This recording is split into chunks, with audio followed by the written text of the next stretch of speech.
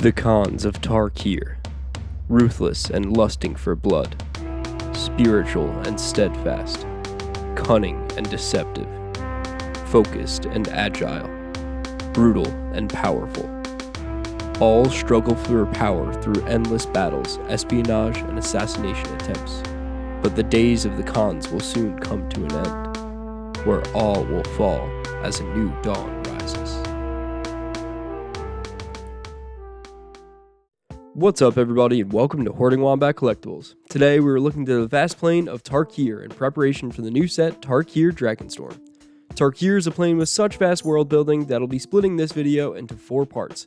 In this video and next week's video, we'll explore the plane through the story of the cons of Tarkir, while looking at the history, environments, and key characters throughout the plane.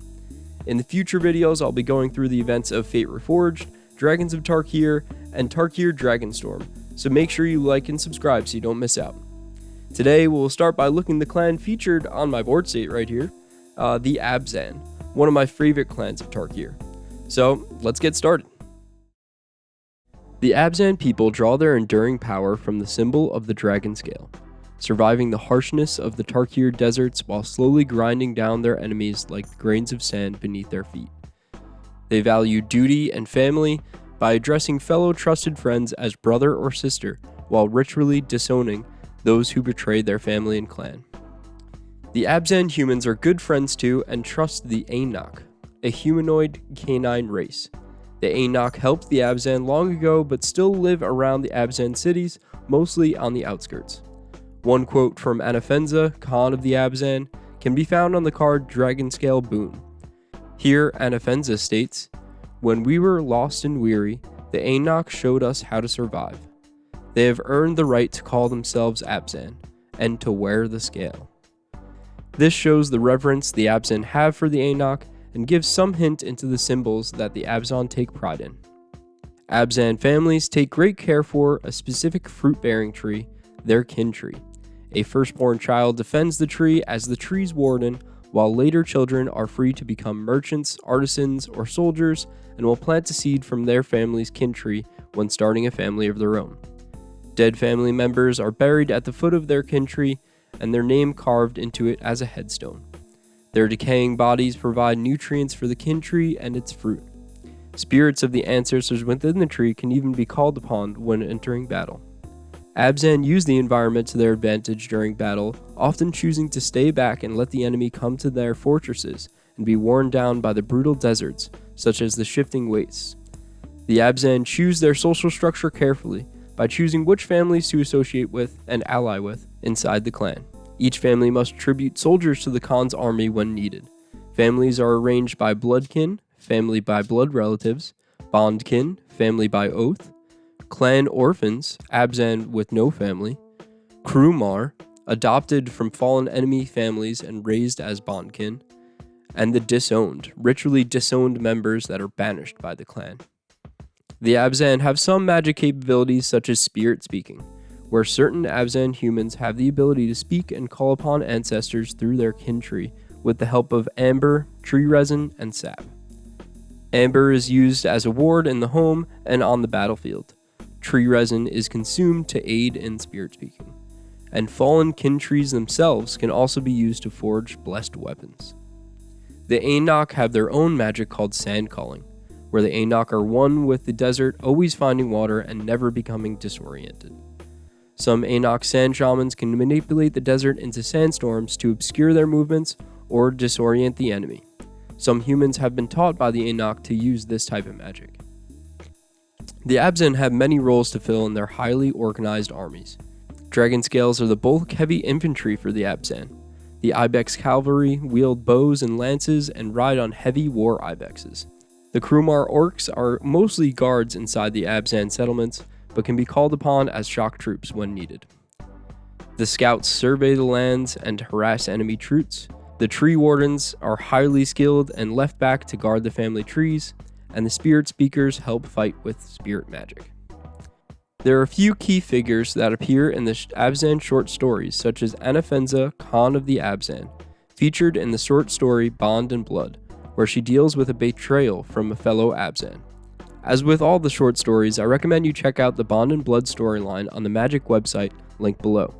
Anafenza is described as the Khan who rules from the front line on her War Ibex chariot with Aven warriors at her side. Her Amber Throne, which she is rarely at, resides in the Mare Ek fortress in the city of Arashin, all of which I'll talk about in a bit. She uses the Abzan armies to protect trade routes essential to the Abzan supply lines, while fending off the Sultai and Mardu incursions. Also featured in the Bond and Blood storyline is the orc Gvar Barzil, the commander of the Krumar. Stout and shorter than most of his kin, but more respected than any orc in the Abzan. He wields the Axe of the Ancients given to him by his adopted family. Gvar's original family was Mardu, but he aligns himself more with the Abzan values, hoping to meet Zergo Helmsmasher on the battlefield one day to fulfill his destiny. Backtracking to some of the more important places in the Abzan territory that I mentioned before is the city of Arashin, the capital city of the Abzan, which connects all important trade routes and sits atop a rocky outcrop above the desert and is walled by the great fortress Mare Ek. Inside Mare Ek is the First Tree, and the surrounding plaza where the Abzan Khans hold their court. The First Tree's canopy covers the whole plaza and the Amber Throne, which was sculpted from the First Tree's resin. I do have plans to make a video on the trees, treefolk, and dryads of magic, so I'm sure this tree will be mentioned in there. Another location I mentioned already is the Shifting Wastes, which is an area of desert around the Abzan territories that quickly change, causing most unprepared members of other clans to become disoriented and succumb to exposure. The Sandstep Gateway essentially bridges the gap between the Abzan and Mardu territories and is fortified passageway over the river that separates the two mountains and flows out from the Abzan territory. The Lookout Roost is a reddish brick tower that overlooks the area of the cracked, desolate earth and the mountains on the Abzan-Sultai border. The Vulture Avens loyal to the Anafenza dwell here and watch over the border for the Abzan. The next clan we will look at is the Jeskai, a clan dedicated to enlightenment, tradition, and discovery. They train tirelessly with the body and mind as they ascend to higher levels of accomplishment. The 4 pillars of the Jeskai way help them to reach this goal. The first pillar is discipline. In mind and body, diligent training is important for all Jeskai members, no matter what occupation. Farmer, fisher, or monk all must choose a weapon such as sticks, staves, daggers, claws, swords, ribbons, or flails, then study and train with it for life. Some even use nets to catch their enemies without killing them. The Jeskai are also devoted to hours of meditation a day. Some Jeskai meditate with spells entwined, but magic is not necessary to become Jeskai. Meditation is essential to the longer lifespan the Jeskai have compared to the other clans. Discipline is embodied in the tradition of the Initiate Stair, a 15,078 step climb that must be completed on their hands in the entire climb without falling. Completing this task is a rite of passage for Jeskai to become an adult. The next pillar is enlightenment. The Jeskai believe there is no true answer to enlightenment, but say enlightenment is contemplation of that which cannot be contemplated. Although each Jeskai stronghold has its own ideas on enlightenment, they all agree that only the Jeskai know the true nature of the world and can basically like that Avatar episode where he has to let go of Katara in order to reach the Avatar state. But back to the Jeskai. Compassion is also part of the Jeskai, but is almost always given to aid the oppressed and the poor. Little compassion is given to those who are seen as bullies or oppressors. The Jeskai's quick judgment is seen in the story Chensal Twins, where the general public is quick to judge a man who they deem guilty without a proper trial and evidence. This is another story I recommend for you to check out on the Magic website. Industriousness is the next pillar of the Jeskai, in which they do away with all hedonistic desires and lavish wealth to focus on the simple and practical inventions that improve everyday life, such as the water wheel, which powers the village while also providing fresh water. The water wheels are present throughout all of the surrounding stronghold villages to provide power for the clan's industry.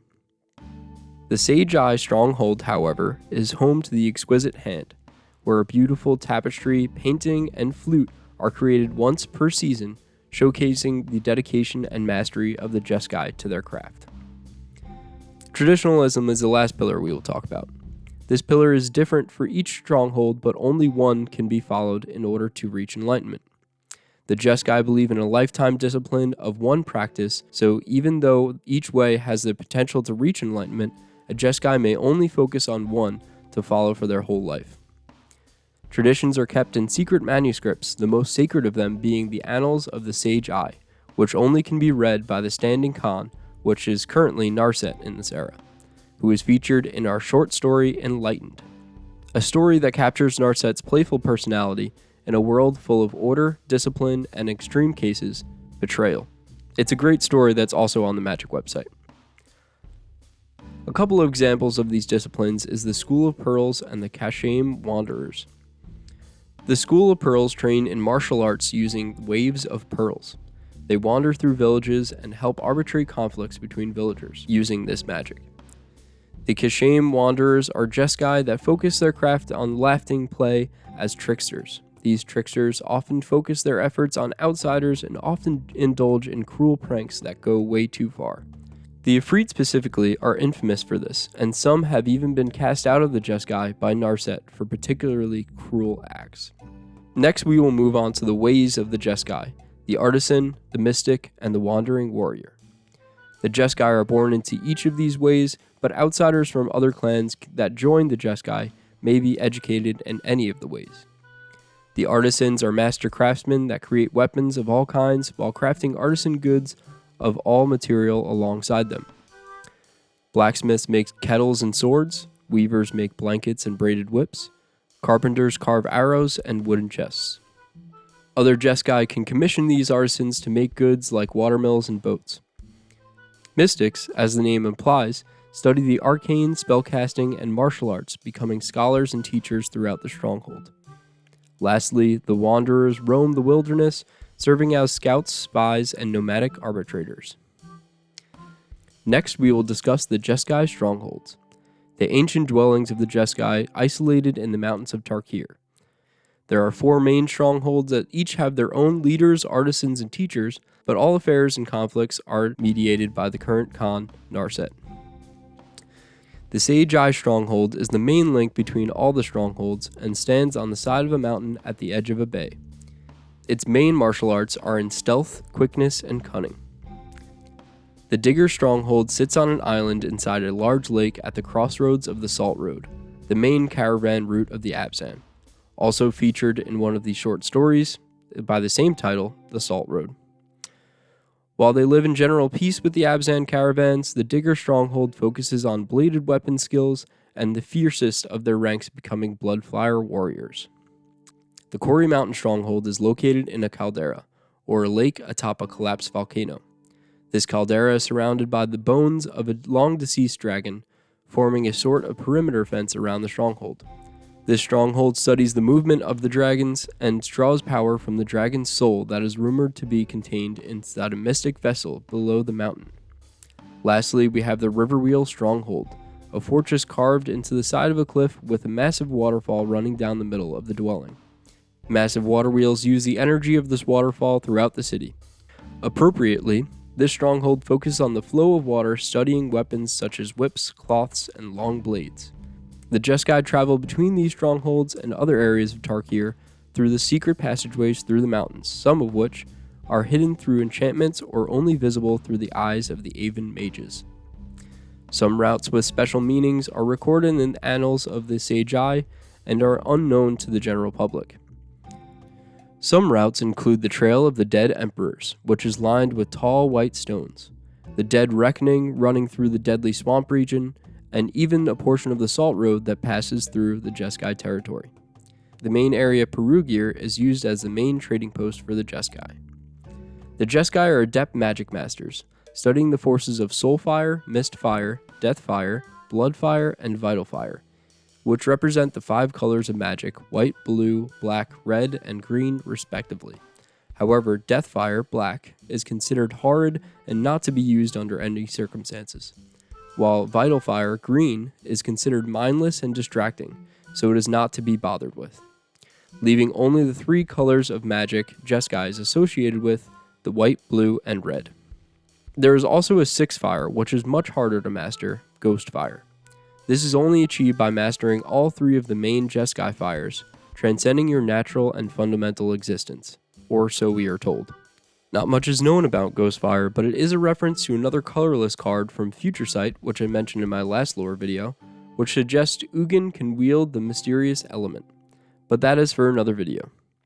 Lastly, we'll talk about some of the clan roles within the Jeskai, starting with the clan leader, or the Khan, Narset. Narset's life took her through the wilds where she learned to fight and hone her martial arts skills. She also traveled throughout the plane through the territories of other clans where she could study them and learn more than any other Jeskai scholar.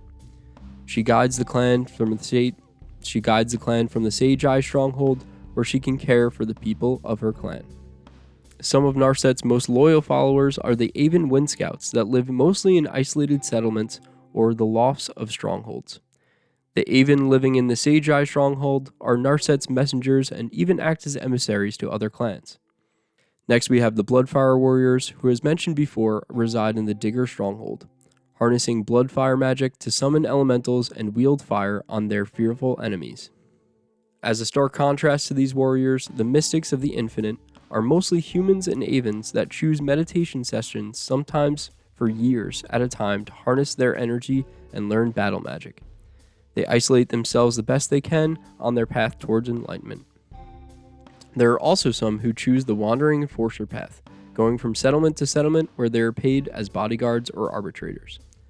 Lastly, we have a couple creatures that also reside in the areas of the Jeskai clan.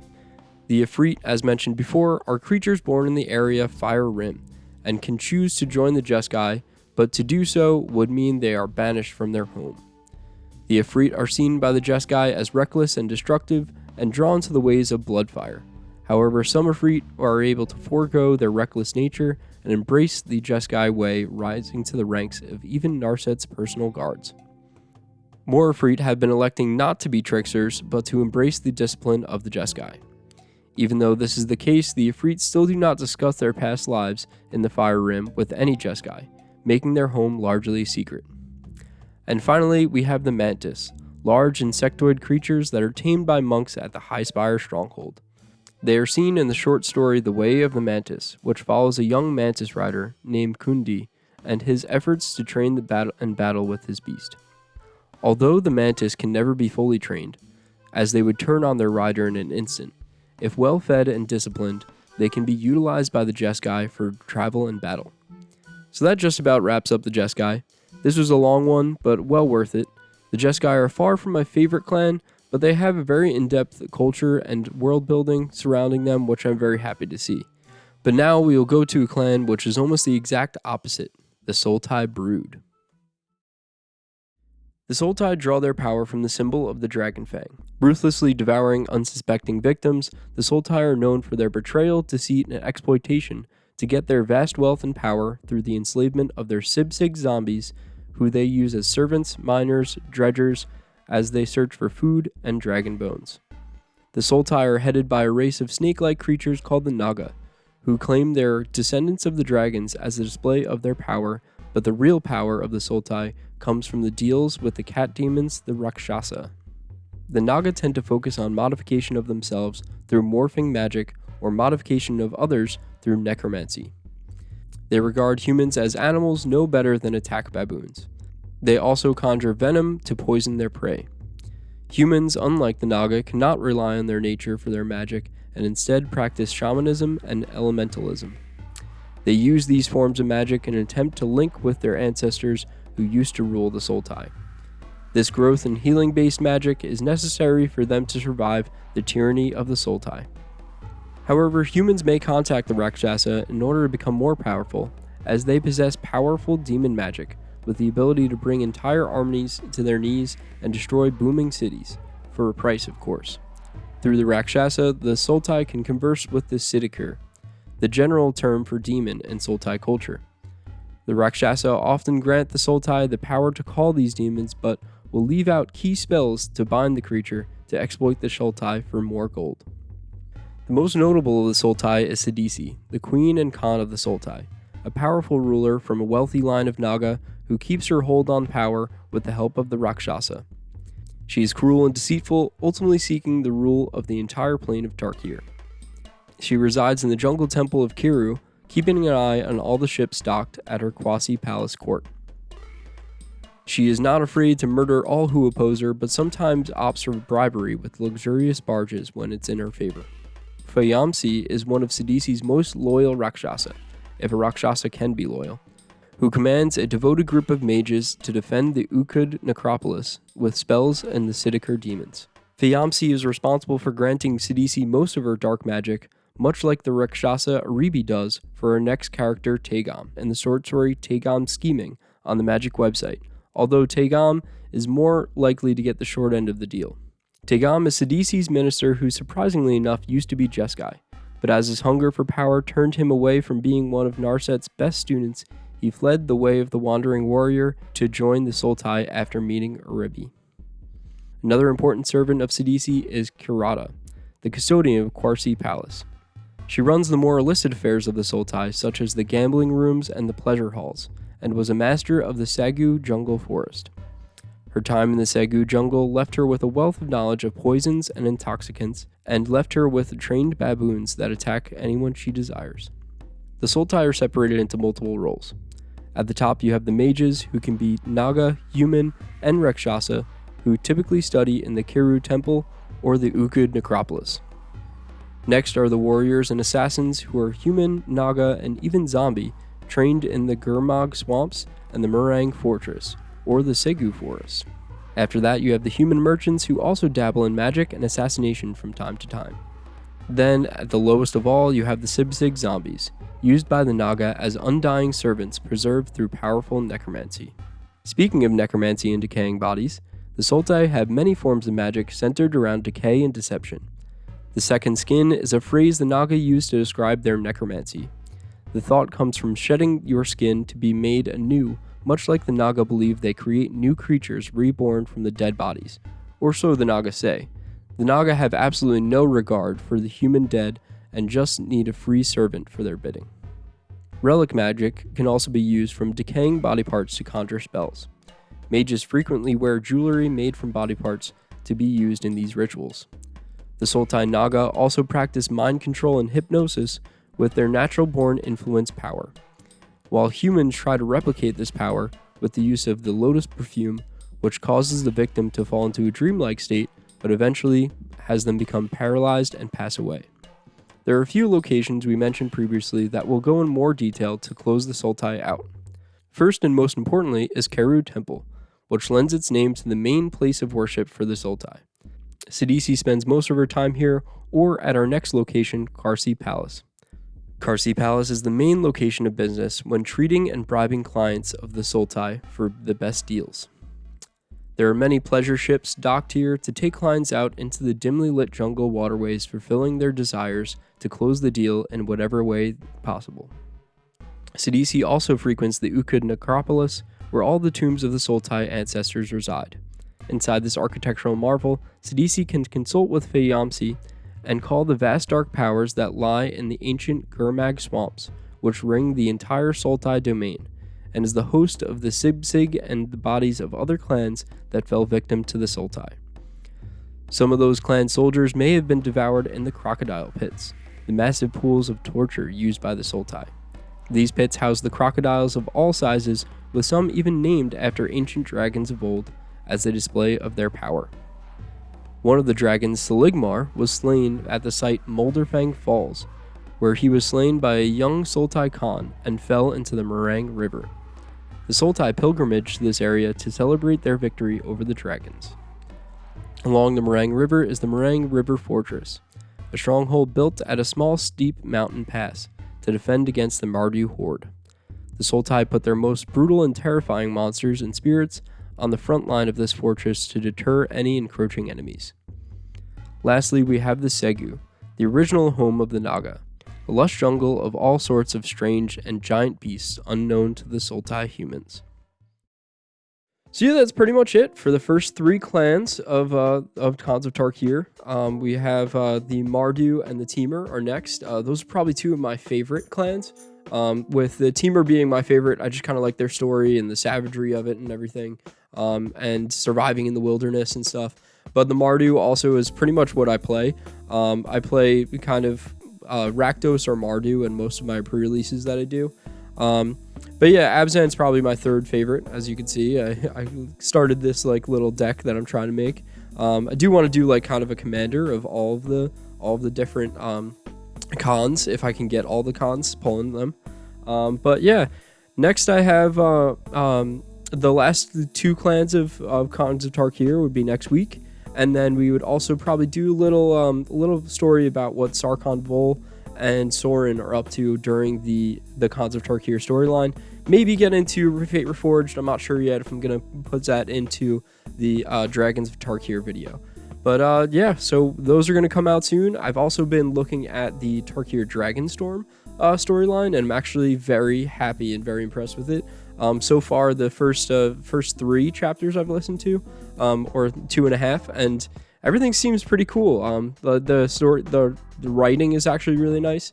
There's no mention of loot at all, so which is actually I'm pretty happy about. I don't know if they're gonna try the 2 stories together, or they're just gonna kind of end the loot storyline. I'm not sure what they have planned on there, but I'm excited. It seems like they're going back to, at least now they have the whole world established, so they don't have to really change anything. They can just focus on developing the characters, developing the story, which I'm pretty excited about. But I also want to hear from you in the comments what your favorite clan of Tarkir is. And if your favorite clan is actually not what you usually play. Like I said, like a Teamer is my favorite clan, but I barely play any Teamer. I pretty much only play Mardu. So let me know in the comments below. And I hope you like all these lore videos. I'll be trying to come out with a couple more of them. They take a lot of research and writing, so it's going to take some time to get some of them out, but I will keep doing them so in the future. So thank you very much for watching, and please like and subscribe. Have a good day.